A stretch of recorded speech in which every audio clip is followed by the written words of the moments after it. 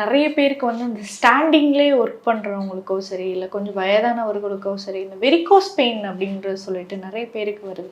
உண்மையாகவே அதுக்கான மெடிசன் எப்படி எடுத்துக்கணும்? வெரிகோஸ் வெயினுக்கு சிம்பிளாக எக்ஸசைஸ் ரொம்ப இம்பார்ட்டண்ட். ஸோ நின்றுட்டே இருக்கிறோமா, அதுக்கு ஆப்போசிட்டாக இருக்கக்கூடிய எக்ஸசைஸ் வந்து செய்யணும். ஸோ வஜ்ராசனம் அப்படின்னு சொல்லக்கூடியது ரொம்ப சிறப்பு வாய்ந்தது.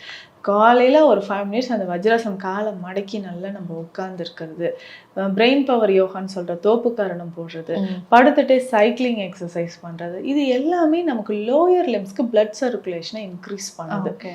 அதுக்கு இன்னொரு முக்கியமான விஷயம், சுகர் பேஷண்ட்ஸ் ரொம்ப கேர்ஃபுல்லாக இருக்கணும்.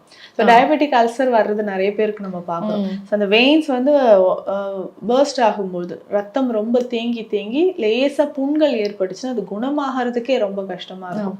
ஸோ அந்த மாதிரி நம்ம நின்றுட்டு உட்காந்து வேலை பார்க்குறோம், இல்லை உட்காந்துட்டு காலை தொங்க போட்டுகிட்டே ரொம்ப நேரம் வேலை பார்க்குறோன்னா இடையில கொஞ்சம் வந்து ரிலாக்ஸ் பண்ணிக்கணும். ஸோ அந்த மாதிரி பண்ணும்போது இந்த வெரிகோஸ் வெயினுக்கு நல்லாவே ஒரு சொல்யூஷன் கிடைக்கும். இதற்கான ஸ்பெஷல் தைல வகைகளும் இருக்குது, அதை வந்து நம்ம ஃபாலோ பண்ணிக்கலாம்.